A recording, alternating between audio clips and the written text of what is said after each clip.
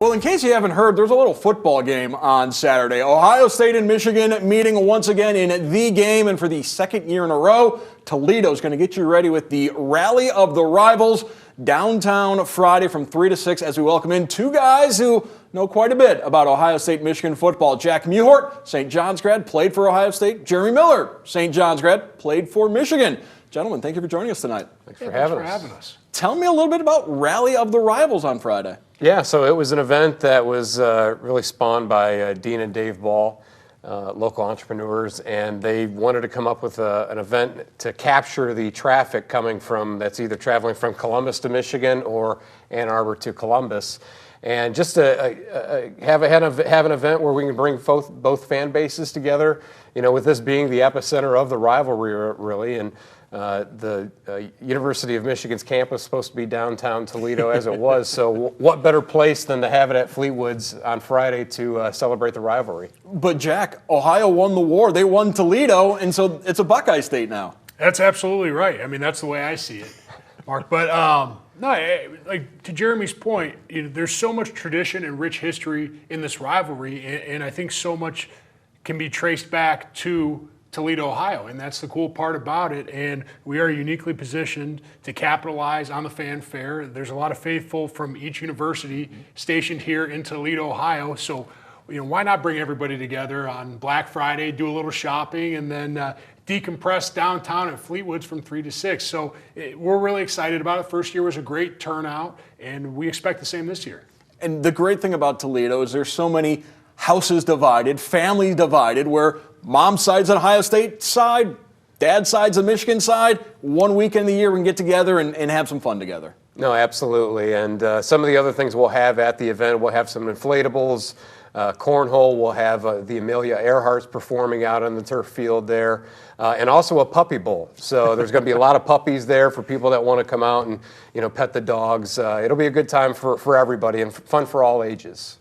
Jack, going back to your days at St. John's, did you ever consider playing for Michigan? Yeah, absolutely. I actually grew up as a Wolverines fan. There are pictures of me as a young child wearing the winged helmet. So it means a lot to me as well. The rivalry obviously ended up at Ohio State. But the time when I was coming out of high school, Michigan was in a little bit of turmoil, went through a coaching change. Jim Tressel came in the right time, and I was lucky to end up a Buckeye. With that being said, ton of respect for the University of Michigan, and I root for them most weeks except for 1 week a year. Jeremy, as Jack just kind of alluded to, this rivalry is known for going through cycles. That was the great thing about the Bo, Earl Bruce, Woody years, was that it was a back-and-forth rivalry. But Jim Tressel dominated, and then you certainly had the Lloyd Carr era, and now Jim Harbaugh dominated. Are we on the precipice of a different cycle coming through now?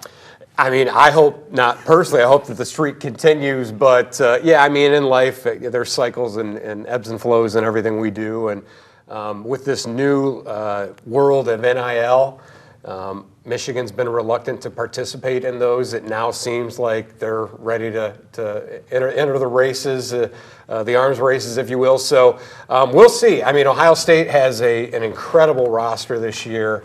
And they also have that chip on their shoulder where they haven't beaten Michigan. Nobody in that program's beaten Michigan. So they're going to have a singular focus coming into this game. And everything, it's going to take Michigan everything in their arsenal to try and beat Ohio State in Ohio Stadium. Friday afternoon, I should say, Rally of the Rivals, 3 to 6, Fleetwood's in Hensville. These gentlemen will both be here. Mayor Wade Kepsikevich is going to be there. There's going to be a panel discussion with you guys, along with Jeff Delverne, Stanley Jackson, Shea Patterson, as well as, who am I missing? I'm missing one guy from the Ohio State side. Dane Sonsenbacher. Dane Sonsenbacher, Central Catholic grad. He'll be rooting for Ohio State, rooting for the Fighting Irish as well. So that just speaks of the wealth of Northwest Ohio and what it's meant for both sides of this rivalry. Let's leave with this.